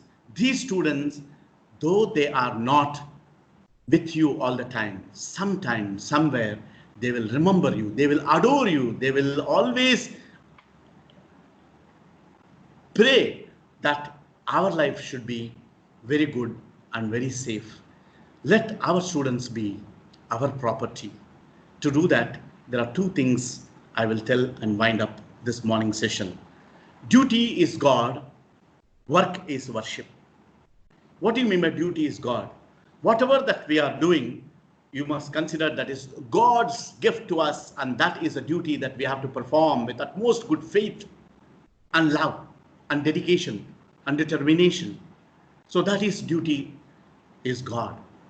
You know that it is given by God and you are doing God's work. Work is worship. This all of us we do. Suppose, for example, auto rickshaw driver, a taxi driver, a bus driver, anybody if you see,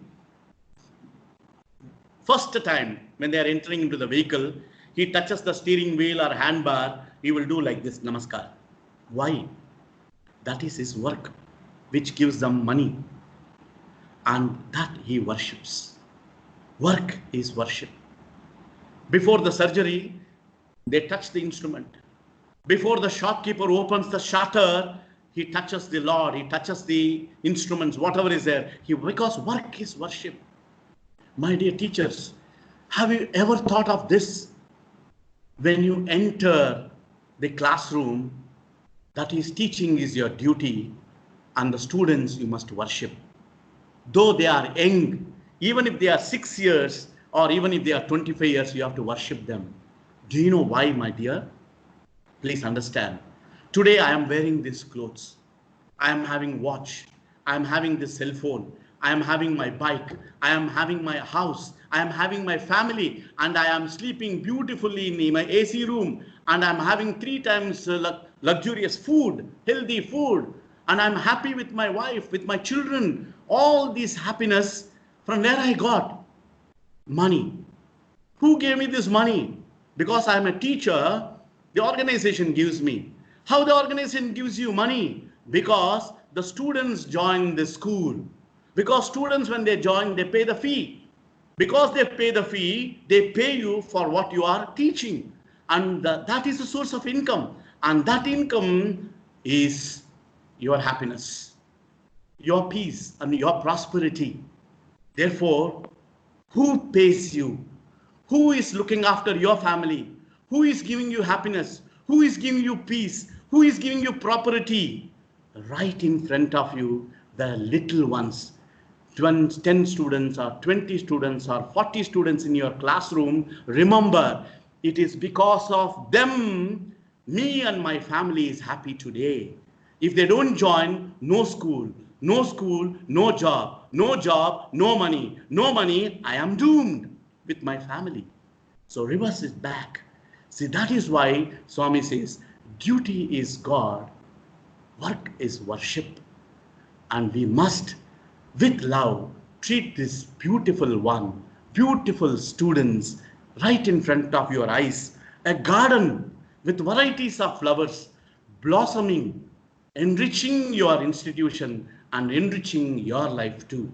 So you have to dedicate yourself to your profession. That is why some people love to be teachers, teaching profession, they like it. Like, for example, I always wanted to be a teacher, and Swami gave me that opportunity to become a teacher. Some of them, by default, they try all jobs, they don't get job, and finally by default they get into teaching job. Please remember, even if you don't like and you're destined to become a teacher, it is a noble job. It is only our attitude. If you change your attitude, your life will go to high altitudes. If your attitude is not right, you will never reach anywhere in your life. Thank you very much for this wonderful opportunity to be with this beautiful gathering early morning. As I told you, instead of our body walking, I thank the members of the organization, especially Orissa organization, as a special corner in Swami's heart. Swami has a special love and regard for this Orissa people. I've experienced that, and I know his love and his affection and his assurance and his blessings will be always with the members of the organization, with all the devotees and everyone around his organization. May you do many more such wonderful events or sessions and bring and share the joy and the love of Bhagwan Baba. And kudos to all the members, state president, vice president. I'm getting a wonderful report during COVID period, what all the activities that you are doing, how you are touching everybody's heart. And all of us are wonderful students. Not necessarily you need to be studying in Swami's institution. The moment you are inside organization, the organization is universal, and that is a university, and all of us are students in this. And I pray Swami to bless you all profusely and keep you and your family always happy and good health. Thank you. Take care. Sairam to all of you. Sairam.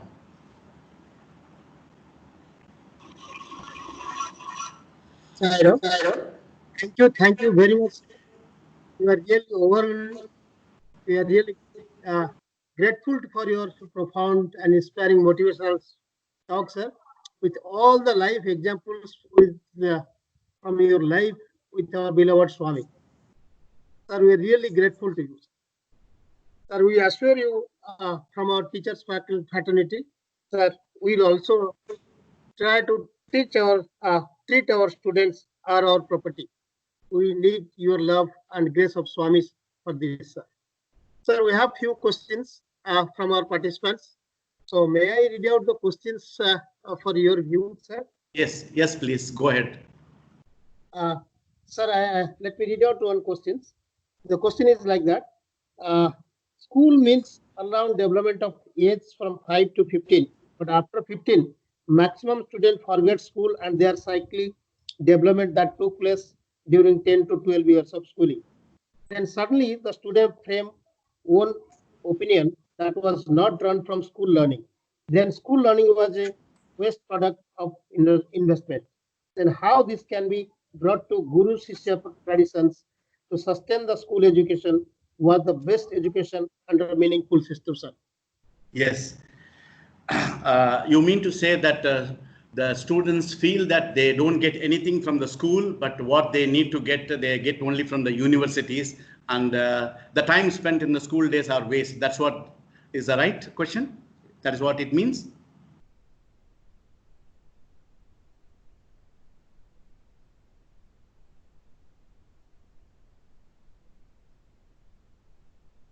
Hello, sir? Sir, that Yeah. is the question. Yes, sir. Yes, sir. Thank you. Thank you. I will share. You must tell teachers, you must tell all your students that the school days are the most wonderful days and the best days of any student's life. Because students' school life is carefree life which in a lighter vein, less responsibilities, less curriculum, and more of entertainment than bombarding with a lot of assignments and this and that at the college level. That's why school life is the best life. You have to tell these students, university when you go, and when you have to understand the big concept, the ABCs are learned from the school. If I don't teach you ABC, if I don't teach you 1, 2, 3, and 4, you cannot multiply later in your life. You cannot read a sentence. So school life is the basis. School life is the foundation. School life make you read, make you think, make you understand. And this is a preparation ground for you to play your game of life when you go to university. So therefore, you have to, along with teaching, you have to tell the students that what you learn in school, you must learn properly. If your fundamentals are very good, then only you can understand the bigger concepts. If your fundamentals are weak, and if you feel that you're not getting anything from the school, that means you will never understand bigger stuff. And you'll be a weak boy, a confused boy, or you may discard university and you may not study also. So the teachers must ensure and export to the mind of these boys, young mind, that what you learn now is a fundamental, and what you learn is a basis, and this is the foundation for your life. And at the same time, if that comment should not come, it is the nature of teaching we must change. We must make our classroom interesting. We must make our classroom a playground where they play and learn. We must make, nowadays you can see some children entering the compound gate, they cry, "Mummy, I don't want to go to school. I want to come home. I don't like this teacher. I don't like this school. I don't like my class." They are having fear. So if a teacher of that type, if you only start loving them, and the children, "Mummy, please send me to school," they should see classroom as their home, but not home rushing back to the home. That fear complex, that kind of gap between the teacher and the taught should be reduced. And if that understanding, if the teacher can do it, and that is why challenging is more. The primary school level and the middle school level, it is more challenging. Do you know why? Why a teacher takes a cane and walks into the classroom? Why a university professor does not take a cane when he goes and gives lecture? Because more than the teacher, the children are scared of the stick.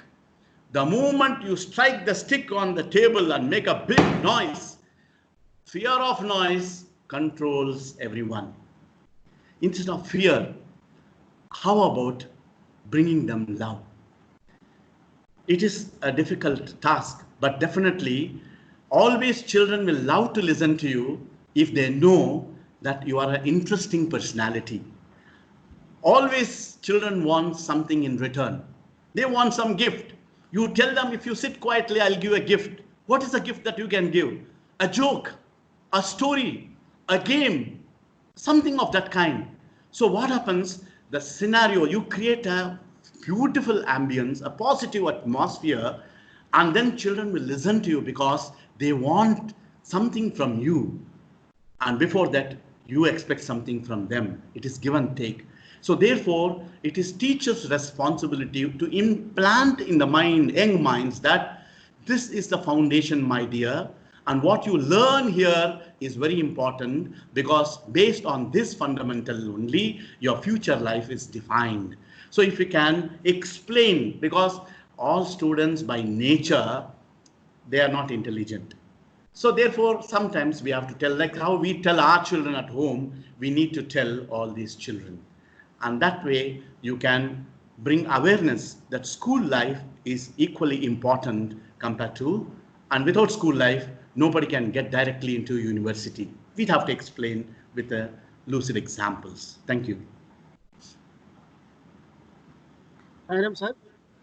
Yes, One please. more question. We learn that students are our property, but how can we preserve them for future?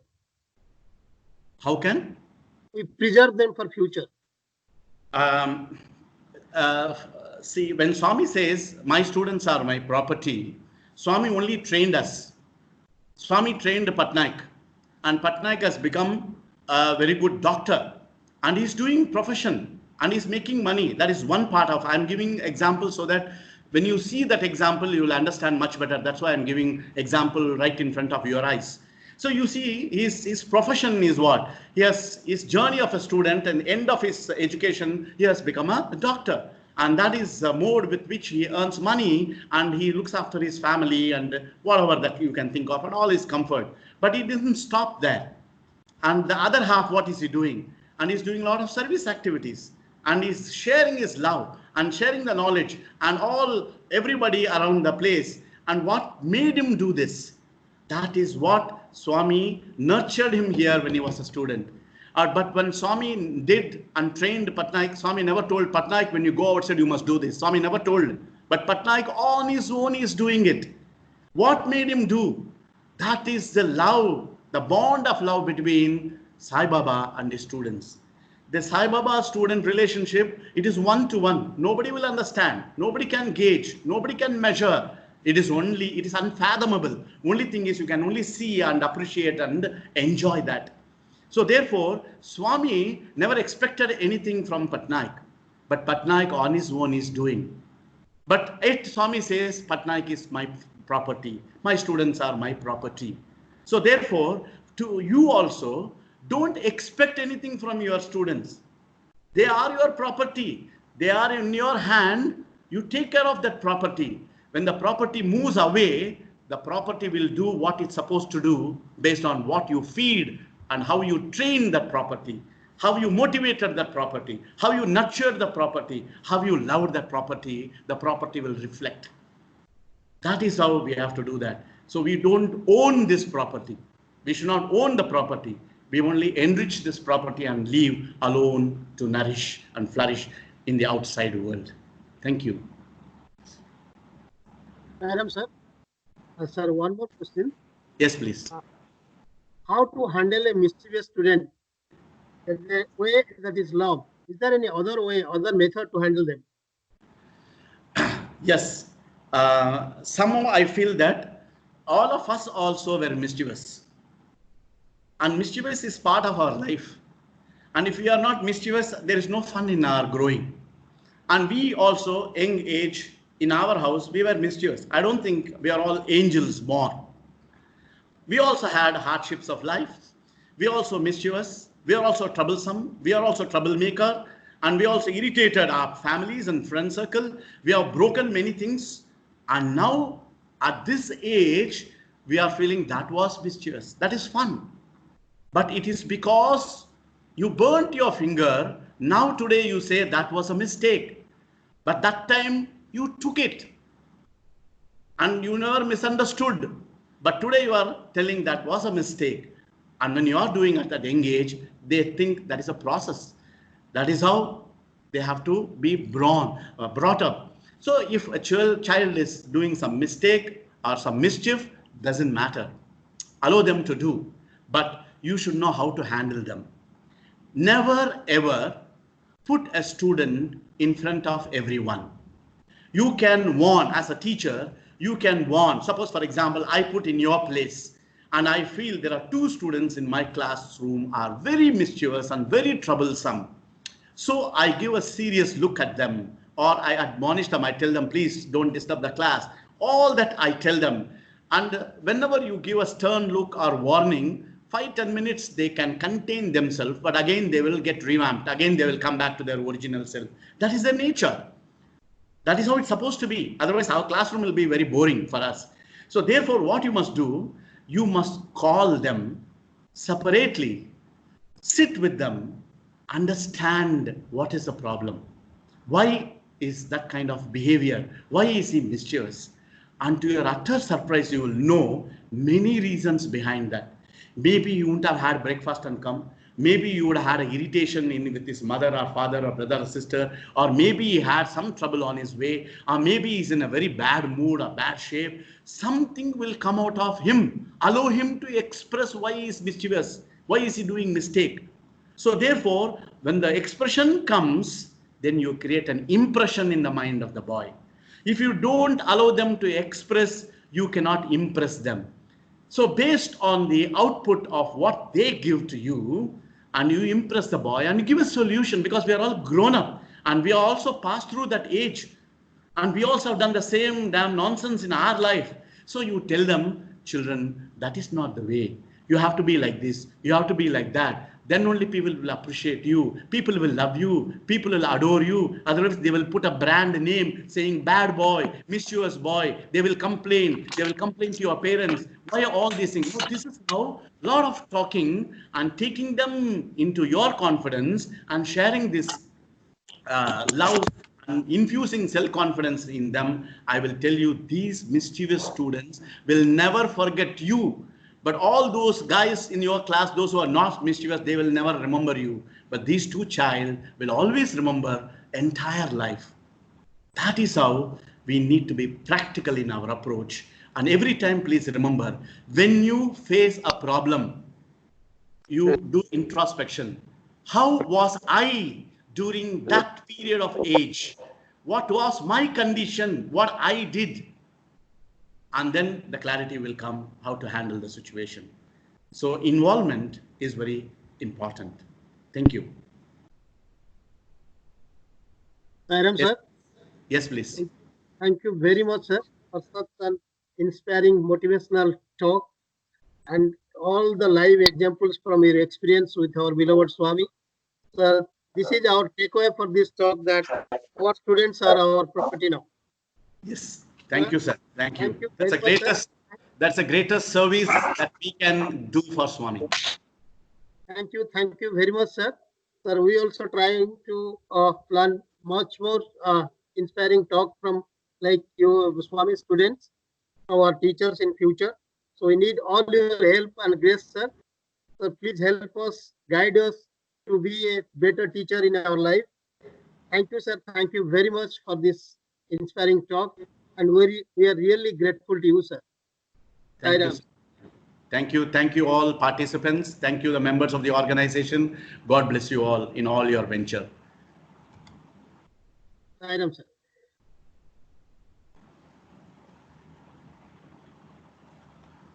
Now I request the team members to have a Swami's bhajan from his golden voice.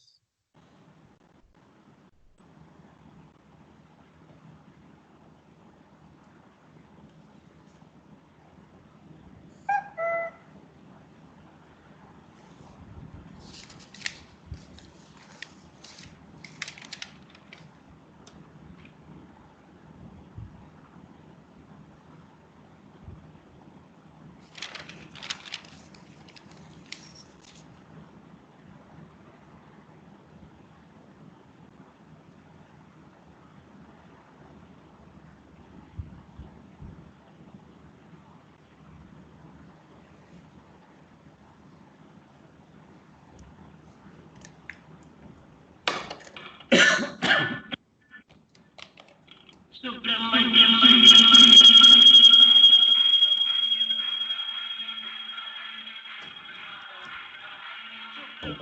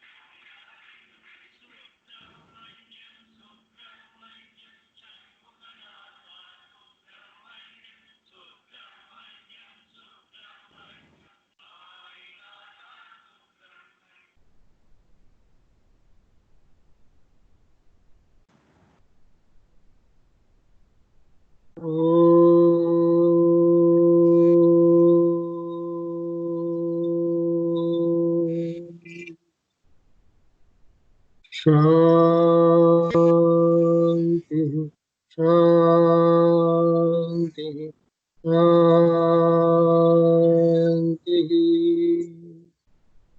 जय बोलो भगवान श्री सत्य साई बाबा जी की जय।